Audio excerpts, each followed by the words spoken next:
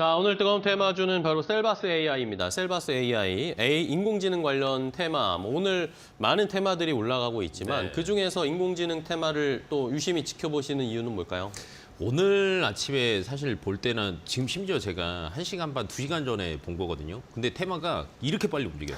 하루 안에. 네. 하루 안에서도 정말 오전에서도. 한 3개, 4개로 시간대를 나눠가지고 정말 빠르게 움직이고 있는 것 네. 같고요. 근데 그나마 이제 공통적으로 들어가는 게 셀바스 AI 같은 경우로 들어가고 로봇도 조금 오늘 많이 그러니까요. 움직이고 있거든요. 네. 근데 여기 저는 같은 움직임이라고 보여지는 게 최근에 이제 오픈 AI라는 기업 가치가 37조 원으로 평가가 됐어요. 그러니까 AI 자체가 핵심 기술이다. 이런 것들이 앞으로의 뭐 4차, 5차 산업혁명 속에서는 굉장히 중요한 역할을 하고 있다라는 게 조금 재평가가 됐다라고 보셔야 될 것 같은데 셀바스 AI, 제가 이게 자꾸 AI인데 이거를 예전에 다른 전문가가 셀바스 스시라고 한번 해가지고 제가 빵 터져가지고 그렇게요? 이렇게 보면 또 셀바스 스시라고 갑자기 보이기 시작하실 거예요. 아, 네. 그래서 제가 이제 중간중간에 자꾸 그게 생각나서 웃는 건데 네. 의외로 잘 모르시는 분들이 많으시더라고요. 근데 셀바스 AI 같은 경우에는요, 2009년에 상장된 국내 1호 인공지능 상장사입니다.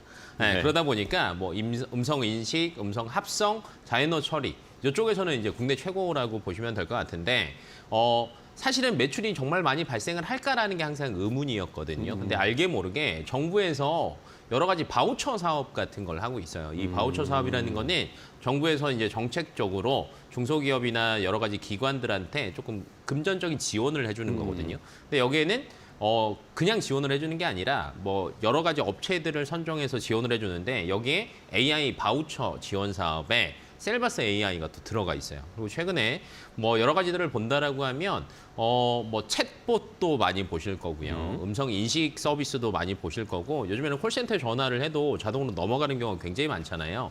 그래서 이제 AI에 대한 뭐 사용성이 굉장히 많이 늘어났고 그러다 보니까 매출도 많이 늘어나고 있는 시기이다라고 생각을 하시는 게 맞을 것 같고요.